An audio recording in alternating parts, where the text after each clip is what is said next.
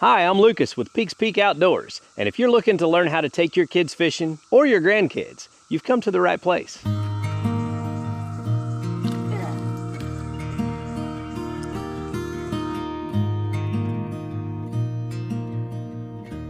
So my love for fishing started when I could barely walk, and my grandpa would take me to the lake to catch some bluegill. And if you're looking to start that kind of tradition with your kids or your grandkids, we would like to show you how to get started. And if you already know how to fish and you have some other tips and tricks that you can share with others to help them learn the hobby and enjoy the sport, be sure and leave those comments down below. Tell them what you do to enjoy your day on the water. If you didn't grow up around fishing, it could be a little bit overwhelming to walk into a sporting goods store or maybe into a department store and look at their fishing section and see all of the different options that are out there. And where do you even start? And that's what we want to clear up today. Make it easy for you to go to the store, spend very little money, and then be able to take your kids out fishing and have a good day and give them some memories that they'll never forget. Now, of course, the very first thing that you need to check out, because this is different for every state, but you'll need a fishing license if you're fishing in public waters. In most states, you can order that fishing license online, but you can also go to your neighborhood Walmart or sporting goods store, and they'll all carry those fishing licenses, and it's really easy. There's no background check or anything like that. Just make sure that you're legal before you head out to fish. Now, also in most states, kids up to a certain age can fish for free as long as there's an adult with them that's carrying a fishing license. So check into all of those rules and regulations and make sure that you're following those for your state. And then you'll need to go pick up some fishing gear. Now, when you first walk into the fishing aisle, you will notice that there are rods of all different shapes and sizes. Some are 2-piece, some are 3-piece, some are 1-piece. They have great big eyelets,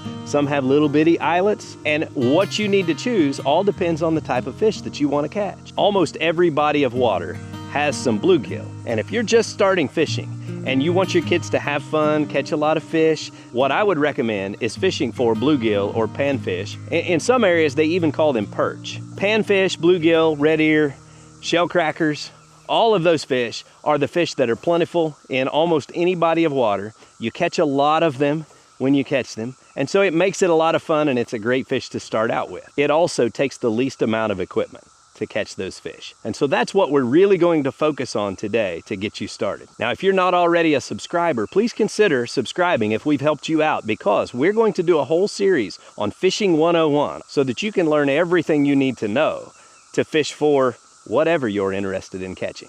So the first thing is, what do you need to go fishing? Here's the quick and easy list of what you're going to need if you want to go fishing. You need your fishing license. Then you're going to need some type of rod and reel. You'll need some tackle, which includes hooks, sinkers, and bobbers. And then you'll need some bait. And that's really all there is to it. If you have those basic things, you can go out and catch some bluegill. And it's not going to cost you a fortune to get those things and do it. The quickest and easiest bait to use for catching bluegill is some type of worm. If you have a place where you can go out and flip over rocks, you can probably find little red worms, and they would work just perfect. Or when you go and pick up your rod and reel, you'll be able to pick up a little container of worms and you'll be good to go. Next, I'm going to tell you about the type of rod and reel that I recommend for beginners, especially children, when they don't quite have the hand-eye coordination down.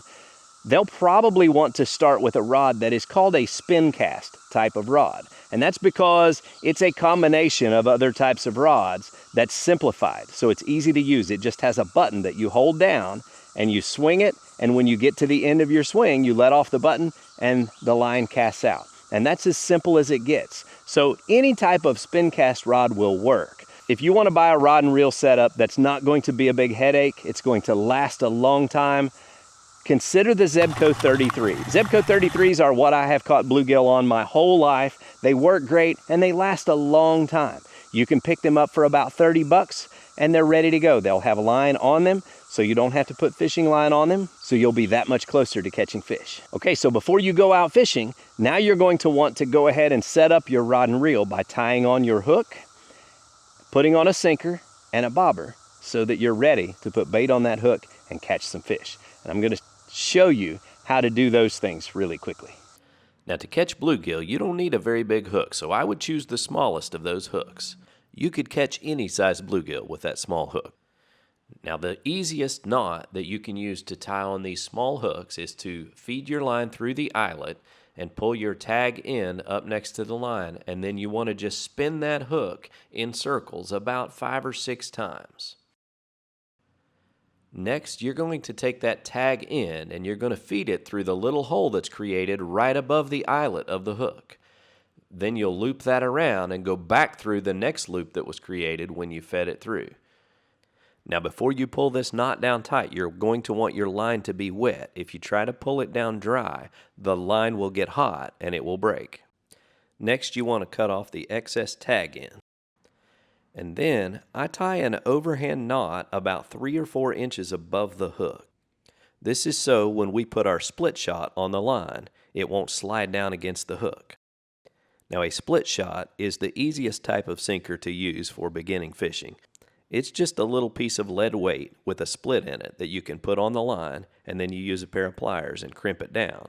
This gives the line a little bit of weight so that it will fall down in the water. That way you can hang your bait in the water at the depth that the fish are. And that's where the bobber comes in. The bobber has a little slot that you put the line in, and you can wrap it around one time and then let loose of the spring and it will hold it in place. Or there's another type of bobber here that has a little wire you wrap it around, and there's a button that you can release it so you can slide it up and down the line to determine how deep you want your bait to hang in the water. Now, another thing that you'll probably want to start out helping your kids with when they first start out is putting the bait on the hook. And what I do is I pinch off about an inch long piece of the worm. And there are ways to do this that if you're, kind of afraid of handling them and you don't want to use your fingernails to pinch off an inch of it, you could use a pair of scissors or whatever. But you're going to get a little bit dirty if you're using worms to fish. But you'll take your little section of worm and feed that hook right through it and just feed that worm onto the hook, just like that. That's how I catch bluegill. There's no need to put a whole worm on there, because what bluegill will do is they'll come up and they'll eat the pieces that are hanging off of the hook, and they don't get the hook. They're smart. They know how to avoid getting hooked, and so they'll do that if they can. Okay, so now that you're all tied up and you're ready to go, you need to know how to cast your rod and reel. The Zebco 33 rod is one of my all-time favorites because of its simplicity. And there are probably other better options out there for adults who are going to take up this hobby long term. But if you're trying to get kids into fishing, this is the easiest to use because it doesn't take a load of hand-eye coordination to operate. There's just a button that you hold down and you take it, and as you sling it, you let go of the button. So the only thing a kid has to be able to do is take their thumb off of the button once the rod is swung towards the water. And then when you reel, it automatically resets itself so it's ready to reel in. One more time. So you're gonna look behind you and make sure there's nothing that's gonna get grabbed by a hook, like tree limbs or your best buddy. You press the button back while you have it back here, and as you come across, now you let go. So as soon as your hand gets to the front of the motion, you let your thumb off of the button and you cast it out there and you're ready to catch fish. Now, to illustrate how this works, if I press the button, it holds the line in place and you can see my bobber, but if I let go of the button, it immediately drops or allows the line to go out. And that's why this casting motion works. You hold the button down to hold the line in place, and as soon as you let go, it lets the line go out. There is just nothing quite like seeing a kid's face light up when they hook in their first fish. I love it, and so every opportunity I get, I invite people to my pond to bring their kids to experience that.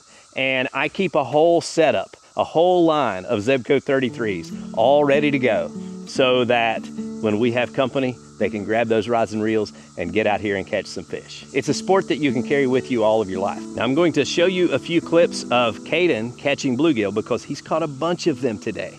And he has gotten proficient at handling the bluegill, and there's a very simple way to get a hold of them. But if you have small kids and you're taking them fishing, you need to understand that the fins on these little bluegill are very sharp and they will poke you and it hurts. And the last thing you want to do is to give a kid that impression that it's hard or that it's painful to go fishing. So you want to be careful, and if you're going to allow them to take them off of the hook, then you need to show them how to properly start near the top of the fish, slide your hands down over the fins, and you hold them down. That way they can't poke you, and you gotta have a firm grip on it. And kids will always be a little bit skittish of a slimy fish the first time they touch it, so they're gonna jerk away. I would recommend starting out by you taking off the fish. That way you can guard them from getting poked by those fins. Now you also will want to carry with you a pair of needle nose pliers, because occasionally a hook will be a little bit deeper in the mouth of the fish where you can't reach it with your fingers to take it out. And so you want to be able to reach down in there and grab them. They sell these pliers in the fishing department, and they're stainless steel so they don't rust.